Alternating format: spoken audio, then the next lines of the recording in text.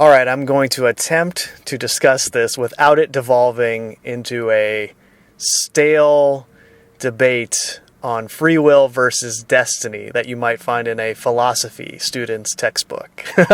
We'll see how it goes, but that is my intent. Because what I'm going to discuss is so far beyond that kind of typical discussion, and hopefully that will become evident as we go here. Anyway, a little while ago I was in a place and there were thousands of people around me. Everywhere. People all over the place.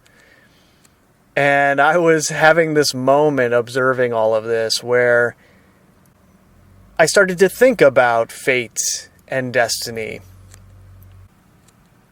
Specifically, I imagined all of the things that transpired in each of these thousands of people's lives, just in that day alone, that nudged them along their path to be in the same place at the same time. Whatever happened in each of our lives, we all had it coordinated so that we all ended up in the same place at the same time. And the best way to visualize what I'm getting at here is the way that it was depicted in a film.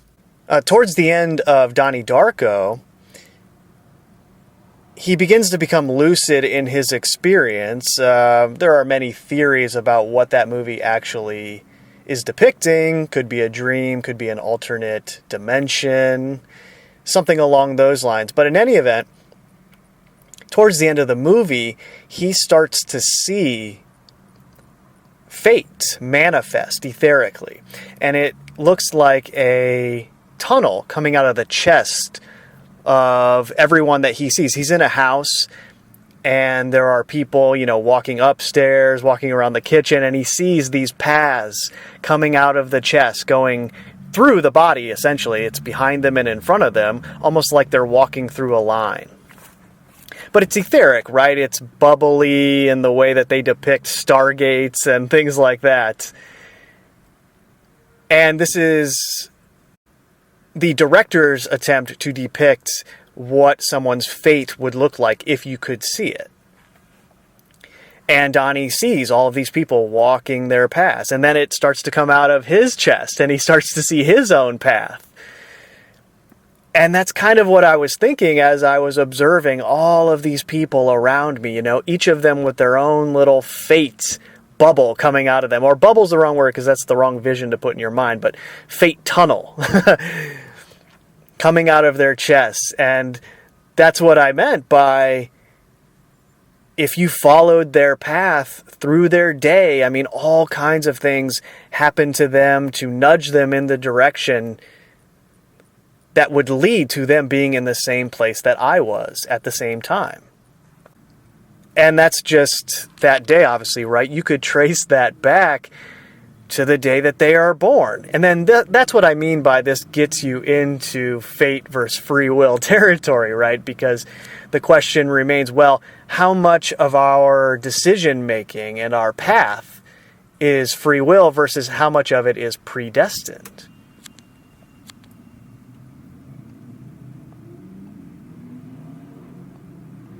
I certainly do not have the answer to that question. It kind of depends on the context, right? Sometimes you experience something and the context around it makes you think, well, I had no other choice. I was always going to make that choice. This must have been predestined for me to do whatever this thing was or make this decision. Have this experience. And then there's other times where the context around your thought process and what you experience makes it feel like you're the most free person who has ever existed, and you've been given the gift of deciding to do whatever you want to do. And there is nothing that is stopping you from making any decision. So it kind of just depends on the context. It's subjective in that way. And maybe we're in a situation, I don't know, just as a thought to consider, a hypothetical, where we all have a destiny, we all have a path that we will walk that requires us to experience certain things that were decided before we were born, or who knows when, right?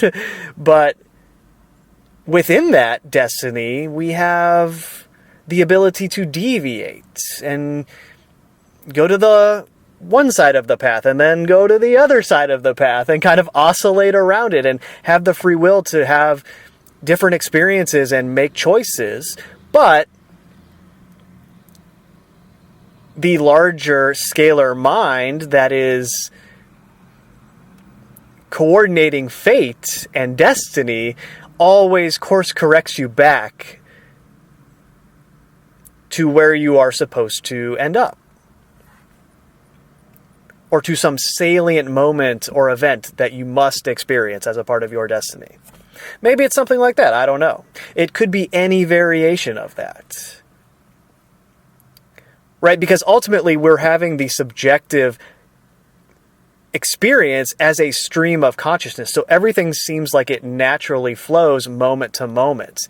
And our thoughts flow moment to moment within the stream of consciousness. And that makes it seem like there is nothing outside of that that could possibly influence anything that you're doing. So when you're unaware, you just think, well, this is all transpiring because I'm making the decisions at every step along the way. And there's no method to the madness. But of course, what I'm referring to here is the mind of God, for lack of a better term. I think that's the easiest way to describe it because everybody knows what you mean. This is the scale of intelligence, the scale of awareness that is capable of not only seeing the individual fate tunnels, the individual paths of every single living thing in existence here, which gives you an idea of the mind-blowing scale we're dealing with here. Not only is it capable of just being aware of all that, but it's capable of intervening and course-correcting every individual fractal of it. I mean, amazing. The situation that we're in. I don't even know how to put words onto this. I do my best, of course. What else can I do? This is what I speak. But man, it's a concept that's so far beyond language. Incidentally, this is why I've always had difficulty with the concept of prayer, because I'm sitting down here observing everything that's going on, and to me it's kind of like, well, hey, I'm doing okay. Don't waste your energy on me. Give it to people who really need it. I'm not going to waste the mind of God's time with my petty concerns. I'm doing okay. I can figure it out. So please, focus your attention on those who need it more than I do. That's always been my issue with prayer, and I don't know if that will ever change at some point, but if you think about what is potentially going on in your body, you can maybe get a little bit of an idea about how this is playing out, right? Your cells are conscious and aware, and maybe they're experiencing a reality just as real as the one that we are experiencing. And yet if your cells tried to ask for you to prove your existence to them, prove that you're supporting me and coordinating all of this, prove that your mind is coordinating my reality. You make the decision to eat something and then my whole reality is coordinated around processing that. But of course, in the illusion of their reality that they're experiencing, they might not even be aware that their energy is being used to process your food in your body, right? They're experiencing something completely different. Maybe that's how it is for us. And so many people are looking for some kind of proof that this mind of God is out there and interacting with them and supporting them. But how can it prove itself to you if you make it up, right?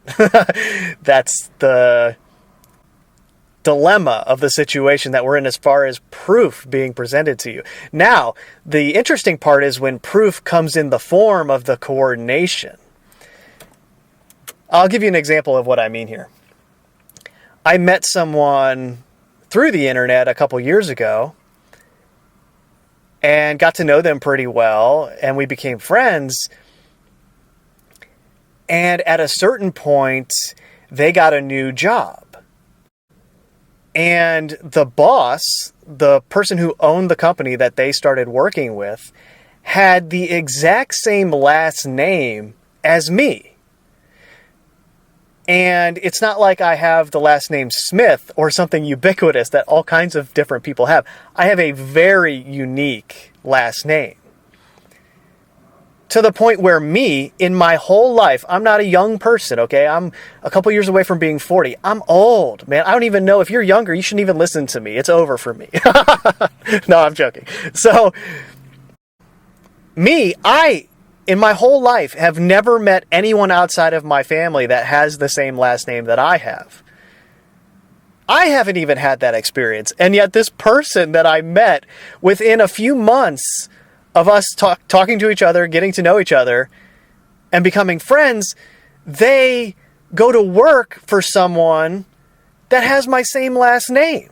And we're both just sitting there like, whoa, what are the odds of something like this happening? And if you understood the friendship that we have and how we got to know each other and kind of the role we played in each other's lives at the time when we came into each other's lives, it would take on a little more weight than maybe it does from the outside perspective if you just hear that story.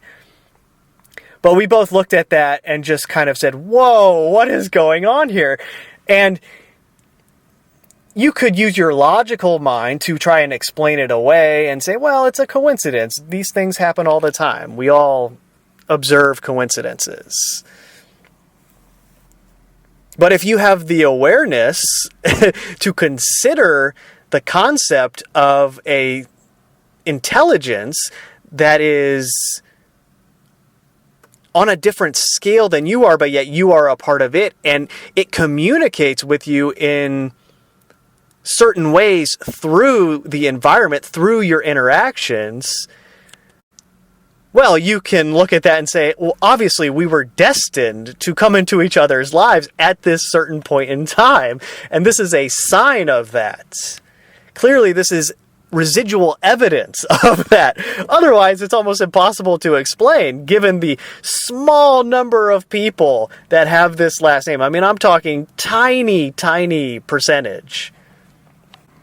And when you start to have experiences like this, that's when life starts to become pretty cool and amazing.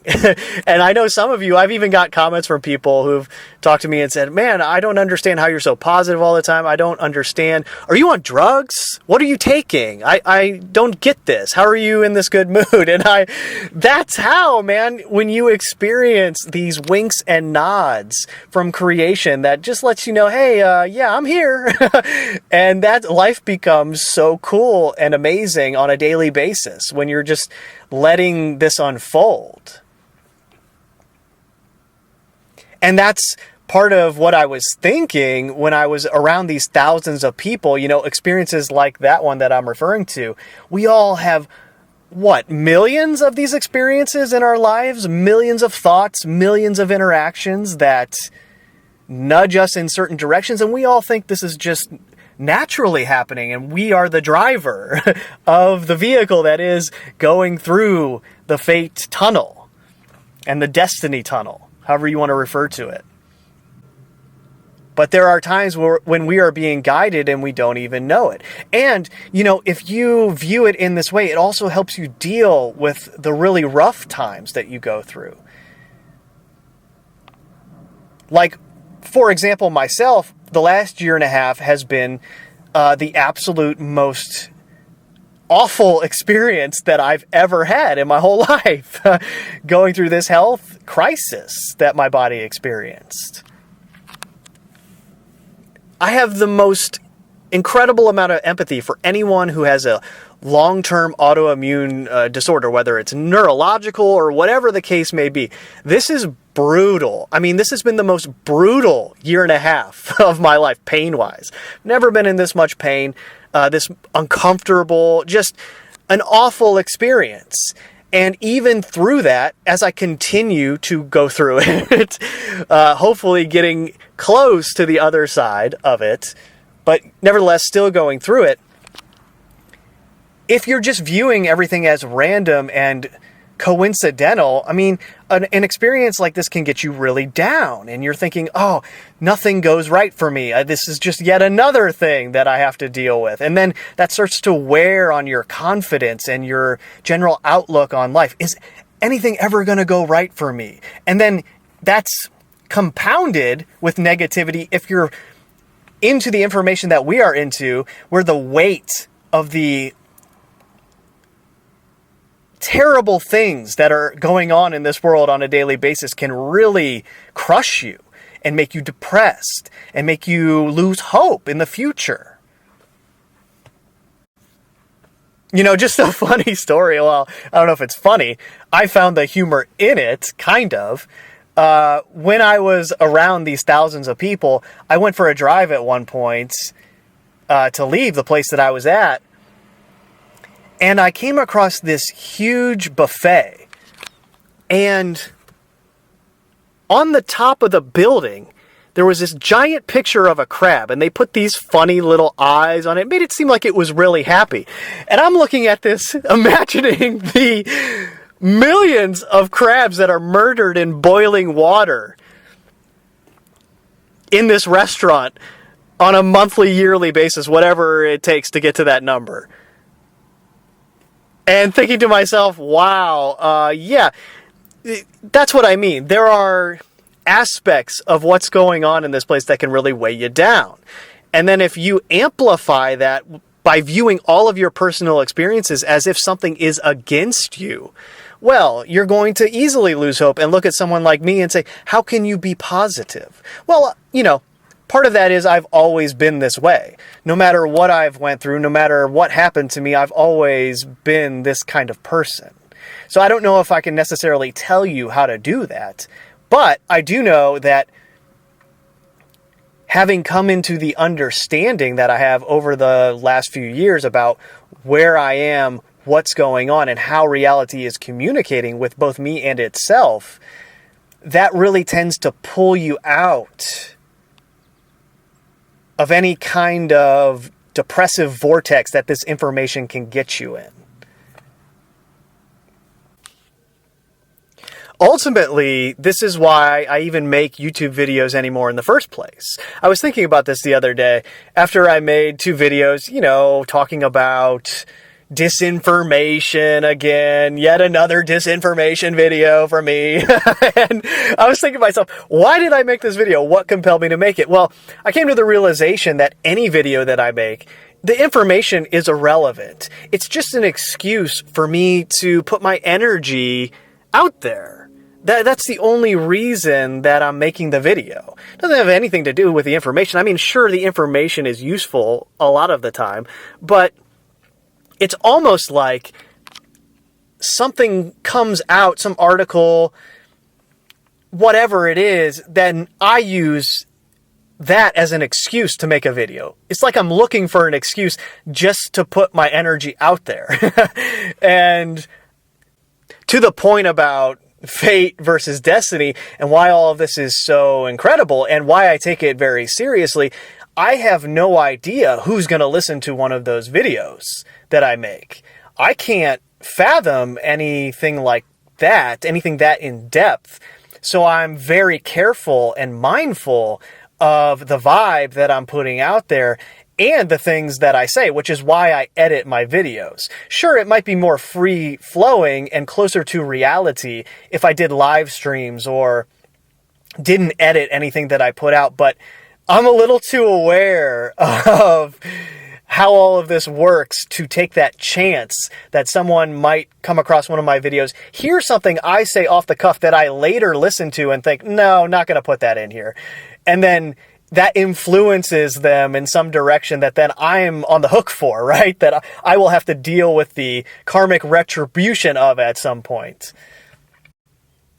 But then you're right back into the fate versus free will thing, where maybe sometimes I get these thoughts in my head that compel me to make a video for that very reason, and I don't listen back to it and think I should take that out. Maybe despite the fact that 2 years from now I listen to it and say, oh, I shouldn't have said that. There's so many permutations to things like this. But I did ultimately come to the realization, it's just all about the energy and the vibe that I want to convey to people. And like I said, this is how I've always been. I don't know if there's some way that you can incorporate that into your life if you're just not wired that way. And what would be the fun of that if we were all wired the same way? But what I do know is that life is much more bearable when you walk around with a smile on your face. It's much more bearable to interact with people when that smiling is contagious and they smile too. It makes a lot of this more bearable. So that's the only time I would dare to give any sort of advice. Life is much more easy when you roll with it like that. Like, for example, my friend who is an ex-girlfriend of mine just recently sent me a message and let me know that the dog that we had together had to be put down. We got the dog when we were together, and, I lived with him for 4 or 5 years. He was my little buddy, man. And we were reminiscing, doing the things that you do when someone you are so close with passes on, and sending pictures to each other and laughing and, being reminded of the good times, and then even the times when you weren't such a great parent. Like, she reminded me of the time where, this is years ago, maybe 2008, 2009, I don't know. And I was home alone with the dog. She was doing something, I don't remember what, and I was watching Monday Night Football. The Browns were on for one of the rare times that the Browns got to be on Monday Night Football. This is back when I was still really into all of that. And I was drinking a really strong beer. And from time to time, I noticed that my dog was taking little licks of it. And I didn't care about that. I mean, this was the first time he had ever licked my beer, though. So I just kind of let it go, whatever. I was paying attention to the game. But I did not process the fact that his little BMI couldn't handle the amount of alcohol that was in this beer. If it was a light beer, it would have been a different story, but I didn't process that at the time. So sure enough, by the time she gets home, I have gotten the dog drunk, and he's stumbling around and actually threw up. I mean, I felt so terrible. The dog threw up later that night, and I felt so bad too the next morning. I'm like, oh, little buddy, you probably got a hangover. I'm so sorry. And it's so funny, every time after that I had an open beer in my hand, he would come up and smell it and then just thumb his nose at it and turn around and walk away like, no, man, you did that to me one time already. I'm never drinking that stuff again. I just would always start laughing, thinking to myself, man, if only we were as smart as this animal, we would be so much better off. One time was enough for the animal. Oh, I'm not doing that again. But, dumb me, no hangover was too bad to prevent me from going back to it back when I was drinking. Just amazing. The things that we do to ourselves. But there again, maybe that was something I was predestined to experience and go through. And you see, you get into troublesome territory, right? Because you could take this concept and in your mind justify something that you're doing as, well, hey, maybe this is just my destiny. So, no, you have to be a little more tuned in to the signs. And it's like playing a musical instrument, as someone much wiser than me said at one point in time. When you start out, you're going to be really bad at it. You make mistakes. You think you'll never be able to play it. And then eventually you hit the chord and you realize, oh, I can play. And then it becomes easy. And then at a certain point, if you're watching a professional play guitar, you think, how is it possible for someone to even do that? But you forget that that person was at one time an amateur just like you who couldn't play a chord. So you don't want to take what I'm telling you here and use it as an excuse to continue things that aren't beneficial to you, or to make decisions that go against your intuition, right? You feel something in your heart, no matter what it's about, and you kind of know deep down that thing is supposed to be a part of your life in some way, but you use your mind to try to create a reason, and then you justify that reason with something like I'm telling you, and then you don't make the right choice. But eventually that'll probably be course corrected for you in some way. That's how fate works, right? It's just so hard for us to perceive it because it's so beyond our ability to comprehend the machinations of it. It's outside of our regular sensory perception system and our stream of consciousness. Again, this brings you back to the very familiar concept of just flowing with life as best you can. Most of the resistance that you experience is resistance that you created yourself through the mind. And sometimes, like me, again, a personal example, if you came to me 4 years ago and you said, hey, you should not be a vegetarian given your job and what you're also doing to your body, that's not sustainable. I would have looked at them and said, no, you're wrong. This is my path. This is what I'm supposed to do. I really know that this is the best way for me to be. I'm more connected to life this way. You could not have convinced me otherwise at that time. So what did it take? Well, it took my entire nervous system falling apart, my entire body falling apart, not working correctly, for me to say, oh, I guess this isn't sustainable. And I had to go through this extreme experience. That was the only way to course correct me onto a path where I wasn't killing myself. And I think as it relates to a lot of things like this, it would kind of be like experiencing rock bottom. Most people have to experience some form of rock bottom before they actually change. That's just kind of how we are. I think that's a function of the mind control that we're under that convinces us that we're all geniuses, right? Oh, we all know what's best. We know what to tell other people. We know how to tell them they should be living. You know, that's the conventional mindset that most people are in. And that's very difficult to pull yourself out of. And that's why we all feel alone, because we're not on that wavelength. Like, I'm an open book spilling out everything that is wrong with me and fully conscious of the fact that I was so lost in so many ways. And so I'm looking to constantly get away from that. And you're alone in the sense that not many people are there yet. And it's hard to have a conversation without feeling that judgment coming through other people, no matter what you're talking about.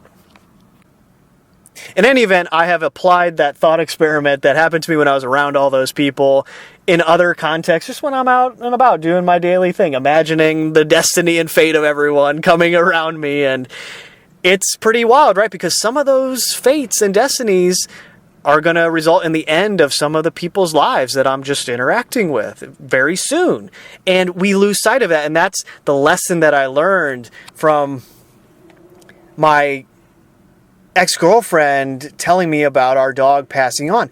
You know, I didn't even consider that he wouldn't always be alive. That wasn't even in my mind. I just assumed, yeah, he'll always be alive. And for that reason, I never went and visited him after we went our separate ways and I moved to a different place. So we were far away. It's not like I could just go see him anytime I wanted, but still, I made excuses with the mind for why I didn't want to do that. And then I missed the opportunity to hang out with him one last time.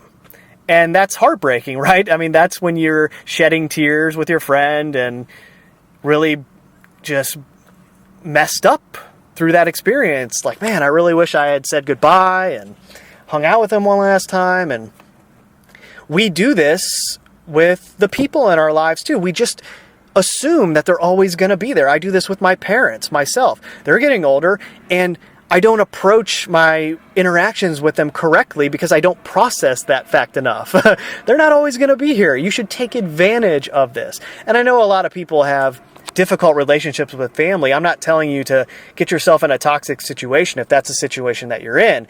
Still, though, maybe you don't want to miss that chance to tell somebody something, even if they're going to laugh at you. Who cares?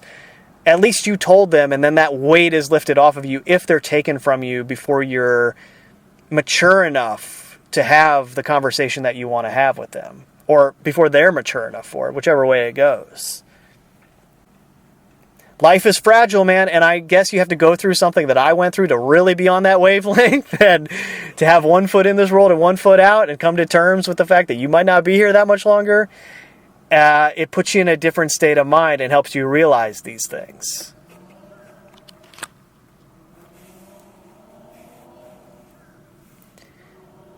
So appreciate the people that are in your life that care about you, that you know have your back, and tell them that.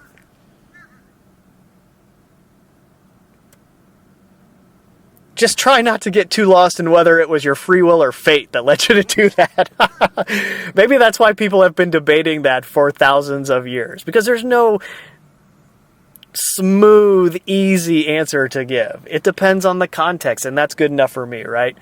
Some days it's free will, some days it was the mind of God putting me in this situation, and hey, maybe that's the beauty of this experience, the interactivity of it. It's a blend of the two things working together. Free will and fate combined as one to have this amazing experience. So that's all I'll bore you with for now. You guys have a good one. Take it easy. Later.